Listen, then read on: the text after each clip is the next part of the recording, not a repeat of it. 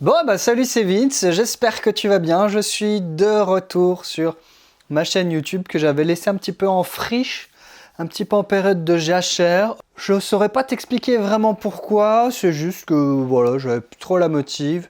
Et puis je suis parti en France, j'ai fait pas mal de musique, de chansons. Je me suis un peu déconnecté en fait de mes activités du web. Mais voilà, c'était un peu la pause, on va dire. Me revoilà de retour pour te jouer un mauvais tour, comme disait l'autre. Et aujourd'hui, je reviens, si tu veux, avec une nouvelle, une bonne nouvelle. Pas pour toi, tu t'en fous, mais pour moi, et j'ai envie de partager ça avec toi. La bonne nouvelle, je vous le donne, Émile, c'est que j'ai un agent. Alors, on dirait pas comme ça, je cache un petit peu ma joie, histoire de rester un peu pondéré pour la vidéo. Mais en vrai, je suis bien refait. Je vais t'expliquer un petit peu le pourquoi du comment, parce que je pense que ça peut t'intéresser, surtout si tu cherches à te professionnaliser. Et puis aussi, parce que voilà, ça va te donner peut-être des pistes, des idées, des choses sur lesquelles réfléchir. Lamusicien.fr, oulala, c'est sexy. Déjà, à quoi ça sert un agent? Un agent, c'est, si tu veux, l'intermédiaire. C'est la personne qui vient, si tu veux, entre certains professionnels et l'artiste et qui vient faire un genre de relais qui à la fois aussi peut démarcher à ta place, qui à la fois va s'occuper de certaines choses, on va dire, contractuelles, regarder les contrats, négocier des contrats pour toi, faire en sorte finalement que économiquement ton projet artistique soit viable, en tout cas qu'il y ait des choses qui se passent, puisque de toute façon lui, l'agent, il est rémunéré au pourcentage. Donc évidemment, s'il ne t'apporte pas de business avec ta musique, lui, il va rien y gagner. Donc son intérêt, et c'est en ça que c'est quand même assez cool, son intérêt, c'est effectivement que il se passe des choses aussi pour ton projet artistique, puisque lui, c'est sa seule manière d'être rémunéré voilà, autour de ça. Donc voilà, l'agent, il va faire en sorte qu'il se passe des choses, quoi. C'est ni plus ni moins que ça. Donc ça, c'est, on va dire, sa fonction sur le papier. Maintenant, il y a un autre truc qui est vachement important, je pense, alors que ce soit un agent ou un manager, même si le manager, je pense, s'occupe de beaucoup plus de choses finalement, et vraiment voilà, prend la personne et l'aide vraiment à aller à passer des caps et tout. L'agent, je pense, c'est plus vraiment un intermédiaire, quoi. Et c'est en ça que c'est une force, c'est que c'est un tiers de confiance, puisque mine de rien, le milieu de la musique est un milieu très fermé, je pense que je t'apprends rien, et que en fait, pour mettre le pied dans la porte et pour voilà, vraiment rentrer dans ce milieu-là, c'est pas forcément évident. Et crois-moi, j'ai essayé pas mal de choses pour ça, et quand les gens ne te connaissent pas, en fait, ils ne te font pas confiance, ce qui est normal. Si tu as quelque chose à faire qui sont dans les compétences de tes potes, tu vas demander à un pote, quoi. Si tu as un job à faire et que ton pote est capable de le faire, a priori, c'est la première personne à qui tu vas demander. C'est normal, on fait confiance aux gens en qui on fait déjà confiance. Dans le milieu de la musique, de l'art, on n'est pas forcément toujours sur des échelles, on va dire, de qualité, et où finalement, c'est le meilleur musicien ou le meilleur artiste, meilleur avec des guillemets grande comme ma bite. C'est aussi une question de connexion, de relation, de montrer aussi qu'il se passe des choses et de se rendre disponible auprès des professionnels, mais aussi finalement de percer un petit peu la paroi, on va dire, que sont finalement je sais pas, les labels, les éditeurs, etc., qui ne te font pas confiance de prime abord. Pourquoi? Parce qu'en fait, il y a trop d'offres par rapport à la demande. Et en fait, toutes les boîtes, que ce soit du booking, que ce soit des labels, des maisons de disques, des tourneurs, des éditeurs, ce que tu veux, ils reçoivent beaucoup trop de choses pour finalement les traiter. Et donc, à qui? Alors, de temps en temps, je dis pas, il va y avoir des choses où ils vont écouter, etc. Mais dans 95% du cas, du temps, ce que tu vas envoyer, ça passe à la trappe. Pourquoi? Parce qu'ils n'ont juste pas le temps de traiter le volume. Et du coup, en fait, ils se réfèrent à des tiers de confiance. Et dans ce cas précis, ça peut être un agent. Parce qu'évidemment, un agent, l'intérêt de l'agent, c'est d'avoir un carnet d'adresses, en fait.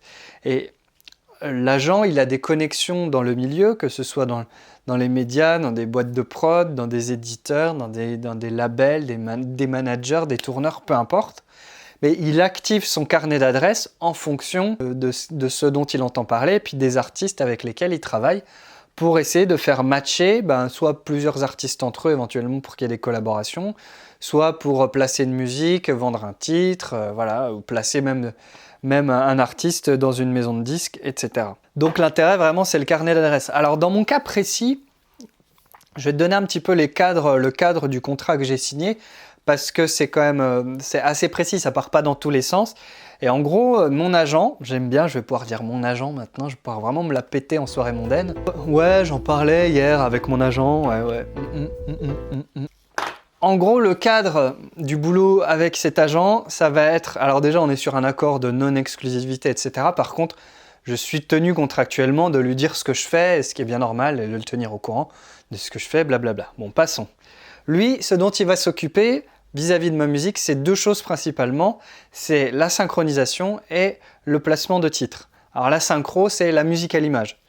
T'as une pub, t'as un film, t'as une série, peu importe, un truc avec des images qui bougent. Et il y a besoin de musique, il y a besoin d'un fond sonore, il y a besoin d'un générique, il y a besoin, peu importe ce dont il y a besoin. En gros, lui, il va faire en sorte de placer mes musiques en fonction de demandes.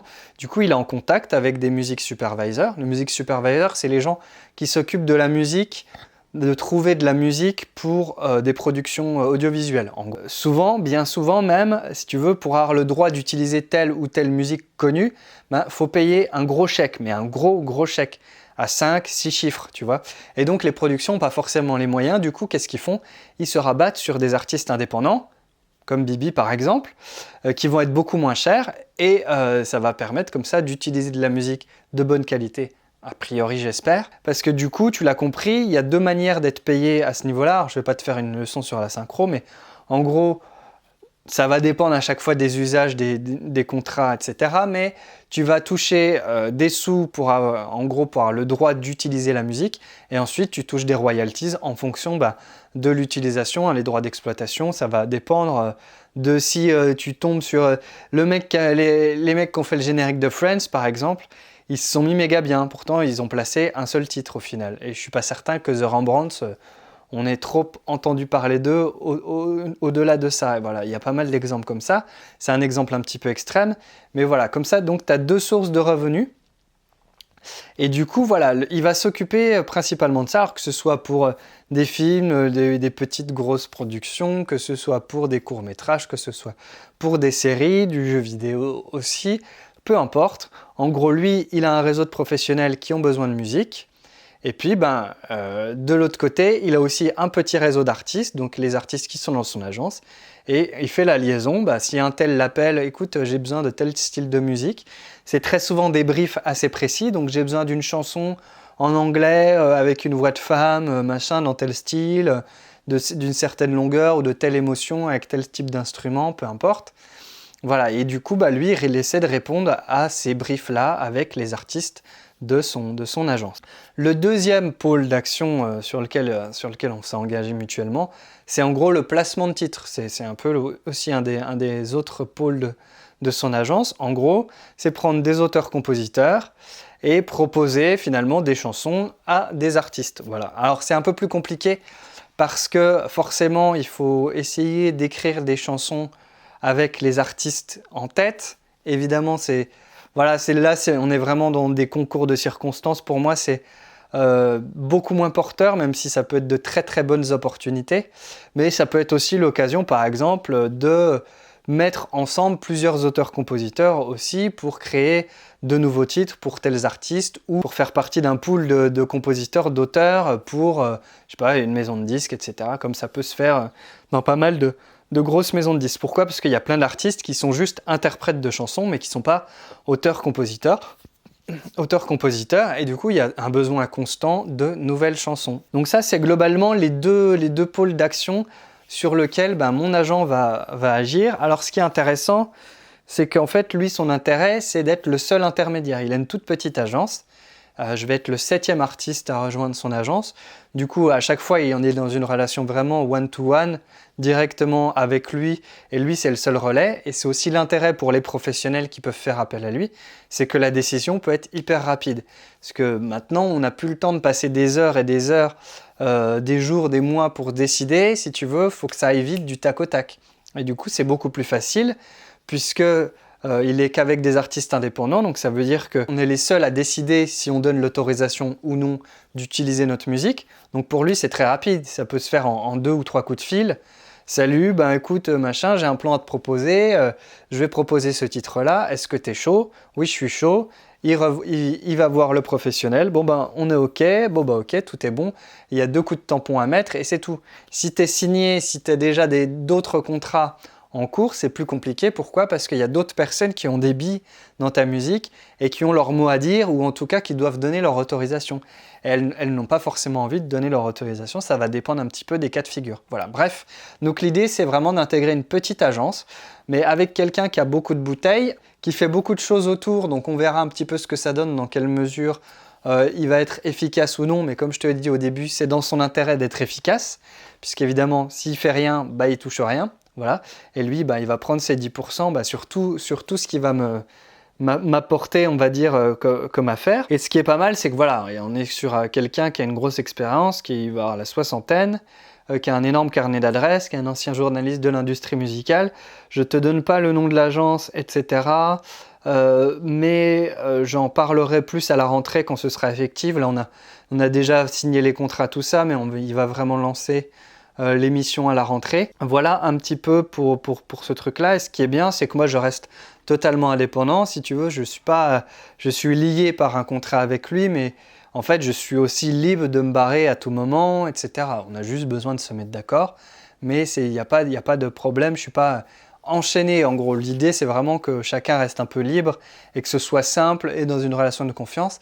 Et ce qui me plaît d'autant plus, c'est que c'est lui qui m'a proposé de rejoindre son agence et c'est pas moi qui ai fait des appels du pied comme ça et qui a envoyé des bouteilles à la mer comme j'ai pu le faire à une certaine époque et où c'est très très ingrat finalement parce que ben voilà, tu t'envoies des mails, des machins, puis il se passe rien globalement. Pourquoi? Comme je te l'ai dit, les gens ils reçoivent beaucoup trop de messages, ils n'ont pas le temps de traiter toutes les demandes. Alors pourquoi il m'a proposé de rejoindre son agence?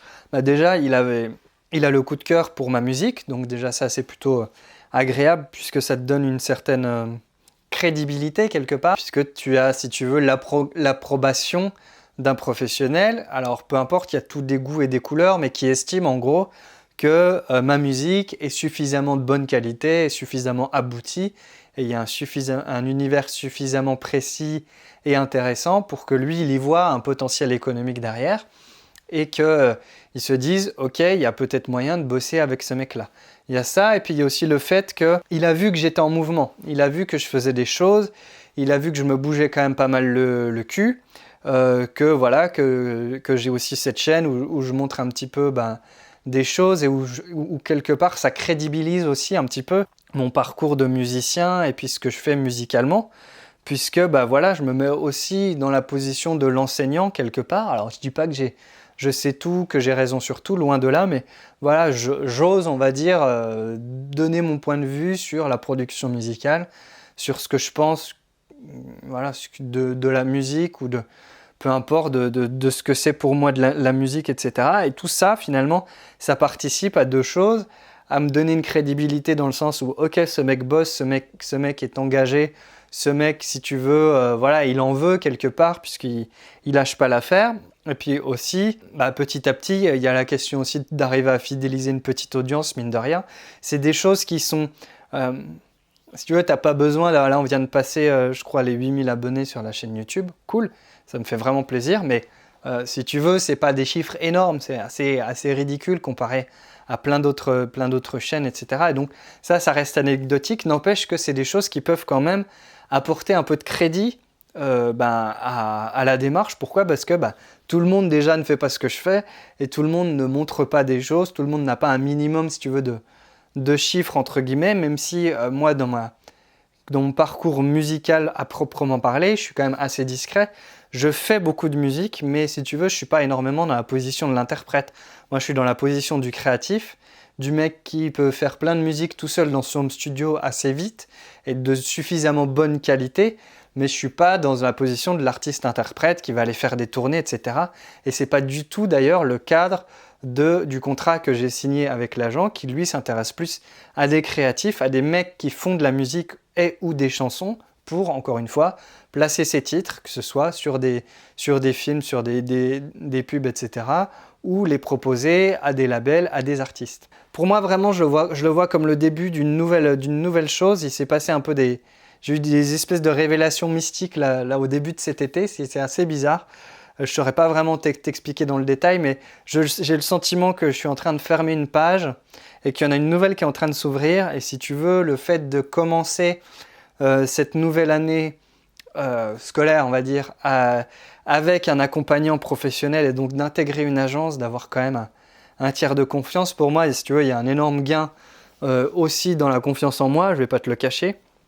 Parce que pendant longtemps, j'étais quand même assez perdu et assez flippé par rapport à ce que j'étais capable de proposer. Et si je te dis tout ça, c'est parce que je sais que ça fait écho à pas mal d'entre nous, d'entre les gens qui regardent ces vidéos. Du coup, voilà, pour moi, c'est vraiment le début d'autre chose. Après, vraiment, tu vois, je m'emballe pas. Je suis très content. Je peux faire le malin maintenant. Je peux dire que j'ai un agent. Ça impressionne des gens. Ça impressionne pas du tout d'autres gens. Je m'en fous un peu. Moi, ce qui me fait plaisir, c'est que je sais que j'ai quelqu'un maintenant qui va être un petit peu engagé pour faire le boulot le plus ingrat pour tous les artistes, c'est-à-dire se vendre. Et ça, mine de rien, ça enlève quand même une énorme épine du pied. Maintenant, on verra s'il se passe des choses ou non. Je me monte pas du tout le bourrichon, mais je suis vraiment content. Voilà, j'ai le sentiment qu'il y a un petit aboutissement et surtout le début d'autres choses. Donc j'espère que qu'il va se passer des choses, ça va être intéressant. De toute façon, je vais te tenir au courant de tout ça. Je te présenterai peut-être un peu plus l'agence, voire même mon agent à la rentrée quand on sera en train de lancer des choses. Puisque en plus, voilà, il connaît bien le milieu, il fait aussi de la formation. Je lui ai proposé d'intervenir sur la chaîne YouTube, il est chaud.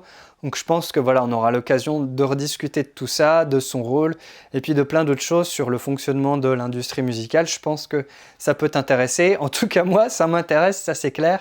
Et il ne faut pas oublier qu'il y a aussi cet aspect-là qui rentre dans la balance et qui, je pense, a montré aussi entre guillemets mon sérieux, c'est-à-dire que je m'intéresse à tout l'aspect industrie et business, même si je ne le fais pas forcément très bien.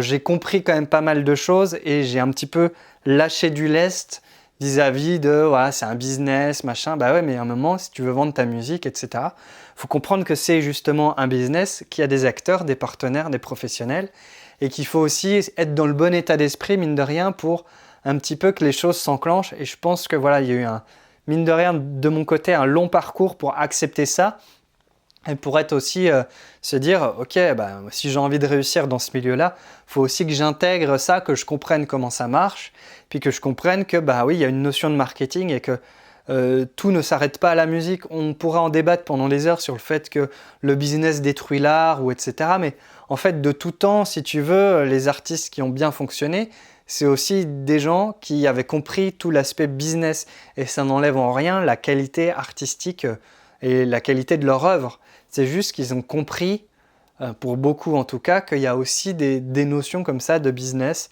à comprendre et ça fait partie du jeu. Donc voilà, c'était un petit peu pour revenir aussi après avoir laissé un peu la chaîne comme ça en jachère. J'espère que cette vidéo t'aura un petit peu titillé. Si tu as des questions sur cette histoire d'agent, sur l'agence, des choses comme ça, n'hésite pas à me les dire dans les commentaires. Ça, moi, je peux faire un petit point et puis quand on sera à la rentrée, on pourra en rediscuter peut-être avec mon agent. Pour le moment, je garde ça un petit peu secret, on va dire, parce que voilà, on n'a pas encore... tout n'est pas lancé, etc. Mais on reparle de tout ça à la rentrée. Et sinon, j'ai plein d'autres vidéos qui arrivent, j'ai plein d'idées, machin. C'est aussi l'intérêt de faire des pauses, c'est que ça permet un peu de se mettre dans un autre état d'esprit et de laisser un petit peu mariner les choses. Et moi, j'avais besoin de ce petit temps-là. On pourra me dire que c'est un manque de constance. C'est aussi un peu le cas parce que je suis quand même un peu à l'arrache. Tu vois l'état de mon bureau. N'empêche que voilà, je suis content de revenir, de faire des vidéos et je suis content de te partager cette bonne nouvelle avec toi. Ça fait quand même bien plaisir, je dois t'avouer. Voilà, c'est tout pour moi. Je te laisse, fais plein de musique. Ciao!